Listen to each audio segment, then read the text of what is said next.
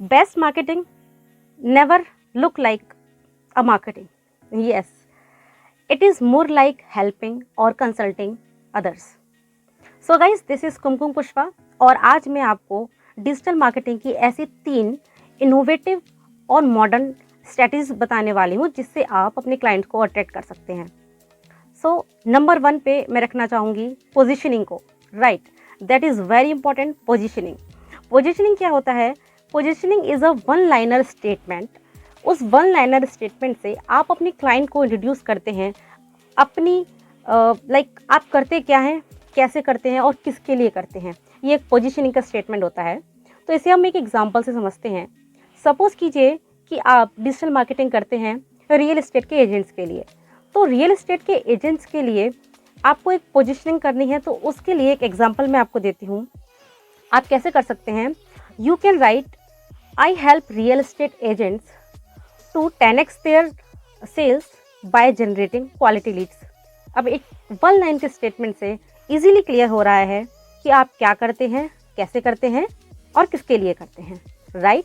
अब अगर real estate agents को लीड जनरेट करवानी है और किसी और की वेबसाइट पे वो जाते हैं, वहाँ पर स्टेटमेंट है, स्टेटमेंट है भी नहीं सपोज, या फिर सिंपली उसने मेंशन किया हुआ है कि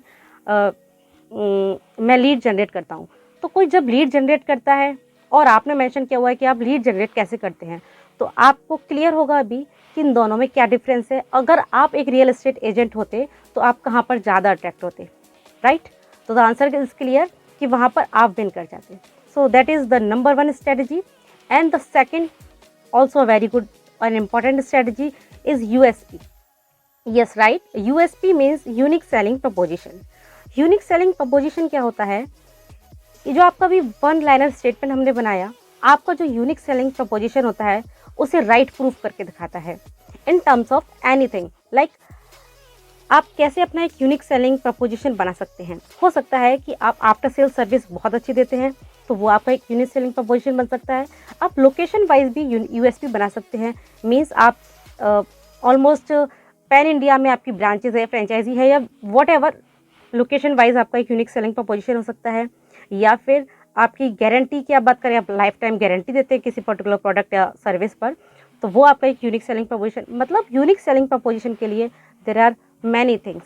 राइट. अगर अभी मैं बताऊं कि ऐसे इस यूनिक सेलिंग प्रपोजिशन के फॉर्मूले से आप क्लाइंट को कैसे अट्रैक्ट कर पाएंगे, तो मैं एक एग्जांपल देना चाहूँगी एप्पल का.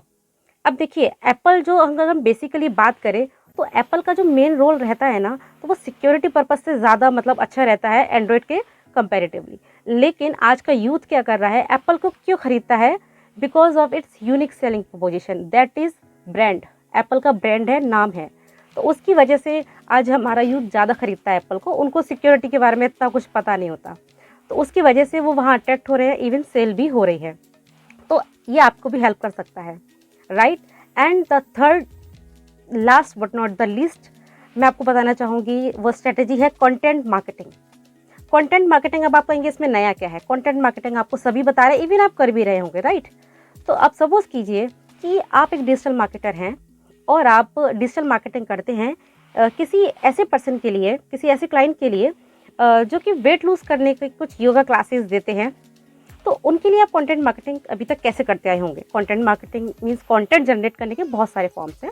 आप ब्लॉग्स बना सकते हैं, आप वीडियोस बना सकते हैं, आप इन्फोग्राफिक्स बना सकते हैं, ई बुक्स बना सकते हैं. ये सब कंटेंट के ही फॉर्म्स हैं. तो अगर आप कंटेंट मार्केटिंग ऑलरेडी कर रहे हैं, ठीक है, तो इसमें आप अलग क्या कर सकते हैं?